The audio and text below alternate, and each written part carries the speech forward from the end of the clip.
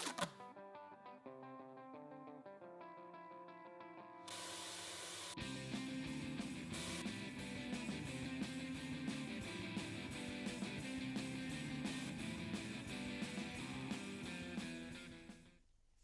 everyone, I hope you're having a great afternoon.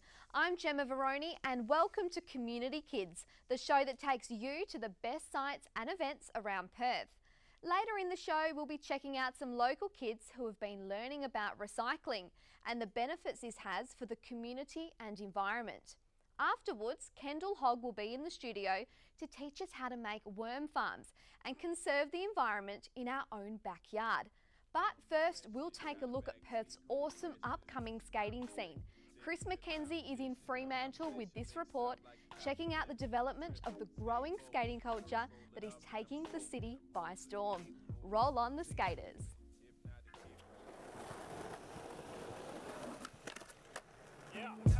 Skateboarding is described as a way of life, a passion and a sport. And with the push for councils to build more skate parks, we're bound to see more people skating. So what's the fascination behind standing on a piece of wood with four wheels and performing tricks?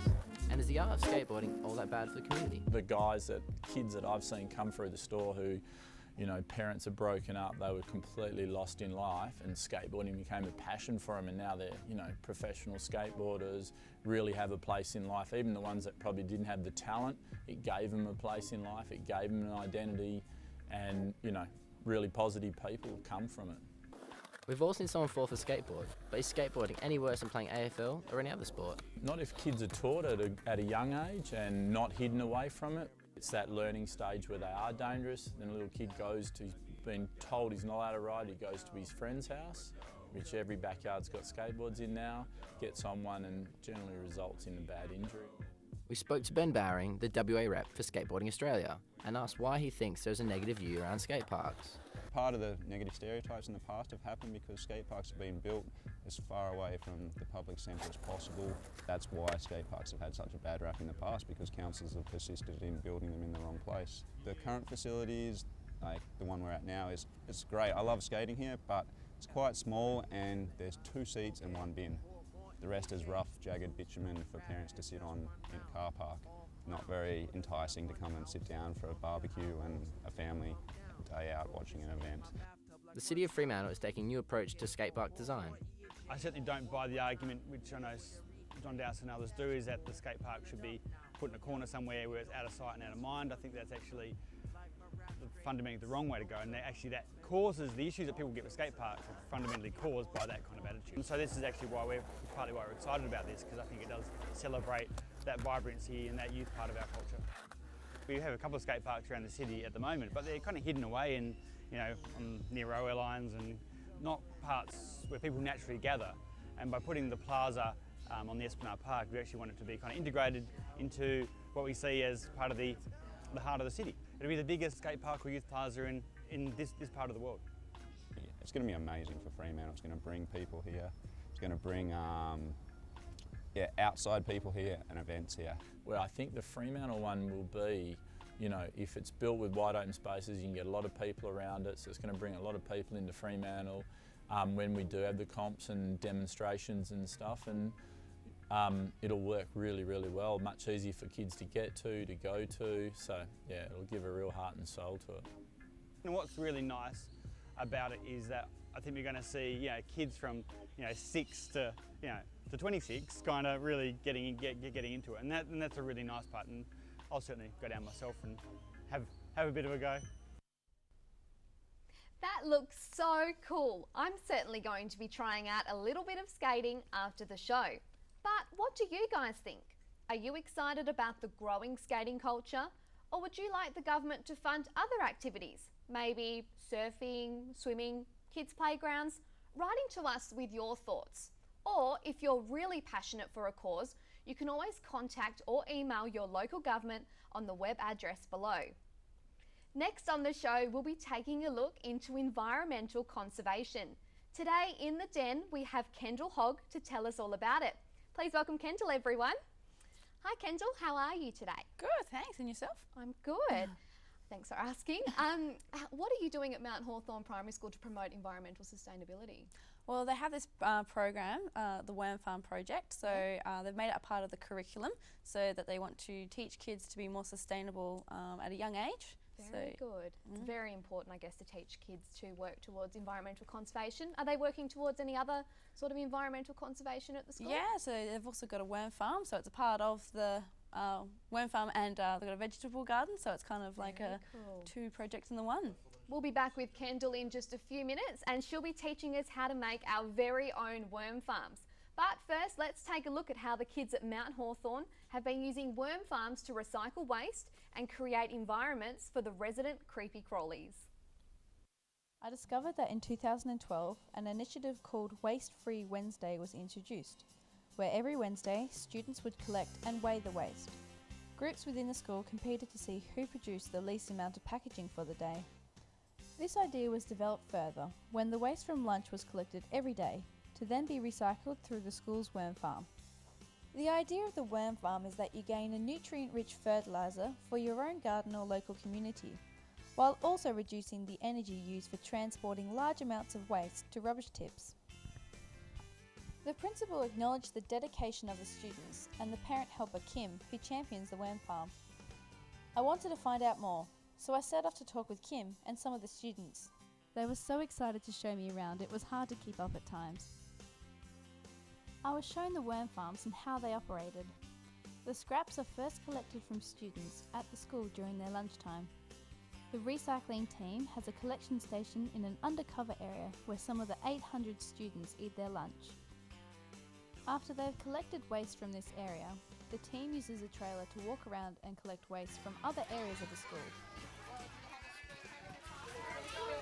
What we do now is we have to go into the classrooms and collect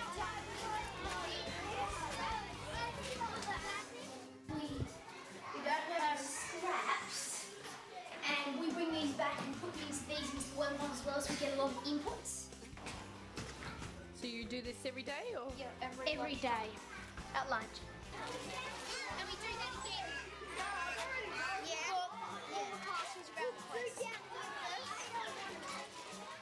The material they collect is then placed into compost bins near the worm farm. This is where the process of breaking down the food starts. The broken down waste is then transferred to the first layer of the worm farm. Strips of paper are also added to the top, which helps the breakdown process further. That is actually the organic, fibre in the waste system. Fruit waste by itself gets too mushy. Fibre actually holds the bacteria, which is doing all the good work later. There are 3 layers to the worm farm. The first layer looks like this. It contains food scraps and shredded paper. The second layer, where the material has been broken down, contains most of the worms. And the third layer has hardly any worms and is very sludge-like. The worm farms are then drained for their juices, which is used as a fertiliser for gardens. We get as much as we can from each of the worm farms. And then we get our juice and we come over the tank just here.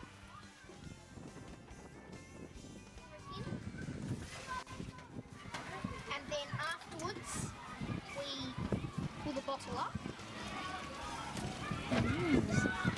And then stick a label on a cake. At Mount Hawthorn Primary School, they sell the fertiliser every Friday to the local community to raise funds for school equipment and other things needed around the school. The students are so excited to see their fundraising going towards building a new shed, which will house their supplies and equipment. So no one ever plays with it, so we just thought, and that it could be used for something, so we just chose this area. And our shed will be 3 metres by 6, I think. Wow. And we're going to have a big meeting table and a fridge and a microwave. That looked awesome. Perhaps you can ask your teachers if they'd like to start recycling at your school.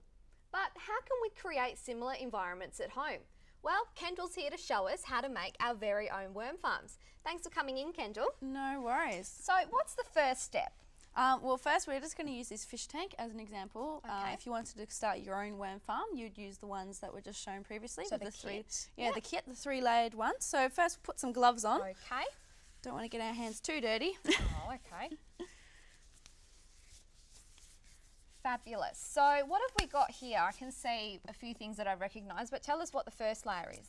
First layer is some dirt. So you want nutrients in there. So you don't really want to use just Perth normal soil because it's very sandy. Okay. So you just go to your local Bunnings or so on and get some mulch, and then that makes your first layer. Beautiful. And in the worm farm kit, you'd put this in the top layer. Okay, so we're going to spread that all out on the bottom, is that right? Yeah, put that all out there. Great. And then you want to get your booster box. And what's in there? These are the worms. Worms. Oh my goodness. So this is where it gets. This is where it's going to get messy. Okay, So we've got to take them and put them in. Great. Oh my goodness, that's a big one there, look. Yeah. Oh, they're fabulous. So the worms are generally from England because they're actually better for composting.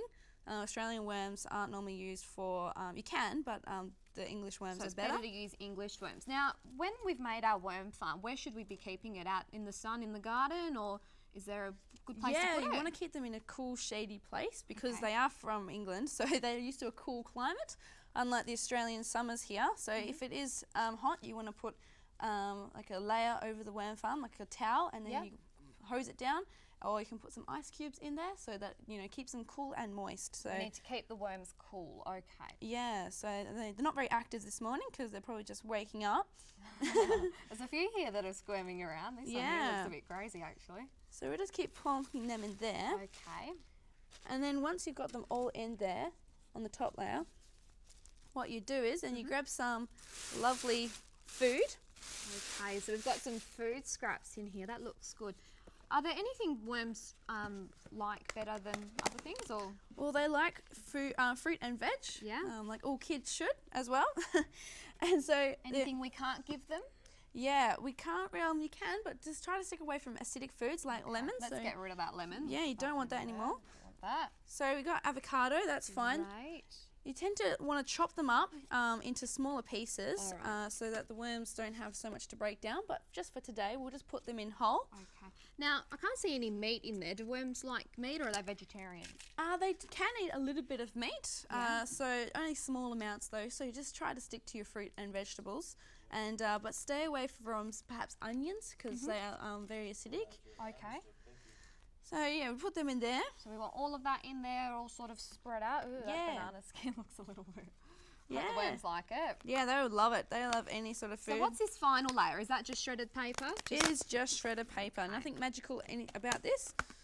Just shredded paper. So and that's you our top layer. Sprinkle it on top. Is there any reason why the ingredients go in this order, or can you just sort of put them in however you want?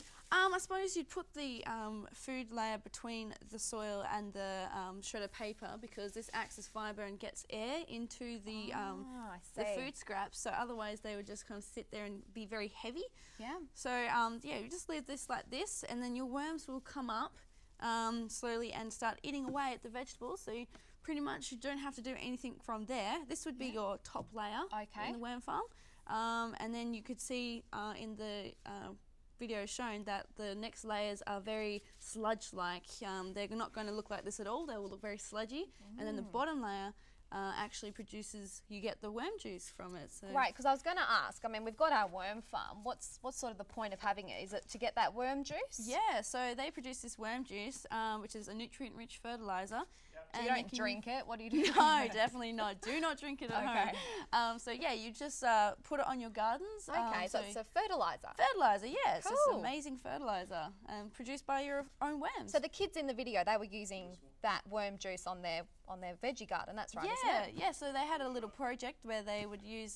They had 2 different veggie beds, and they used worm juice on one and not on the other, and the difference was quite significant. So if the kids at home want to try their own, they can. You know what? See the I difference. think this little worm farm here is going to be coming straight home with me, and I'm going to be putting some of that worm juice on my garden. Yeah. I think those kids have got one up on me. Yeah. Now, just another question: do you have a worm farm at home, or I do.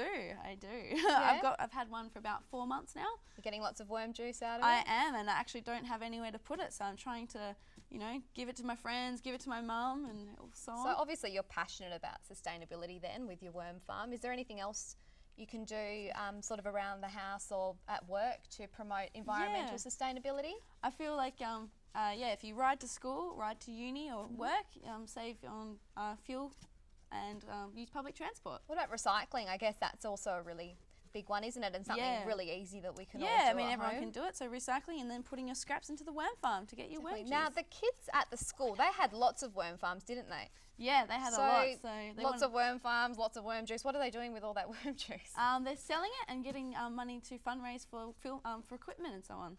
Cool. So they're making money for the school. I guess that's good. Yeah, why not? So that's great. Thanks for coming in and teaching us about making worm farms, Kendall. I hope everyone at home has learnt something today, and they'll either consider building their very own worm farm at home or working towards sustainability in some other way.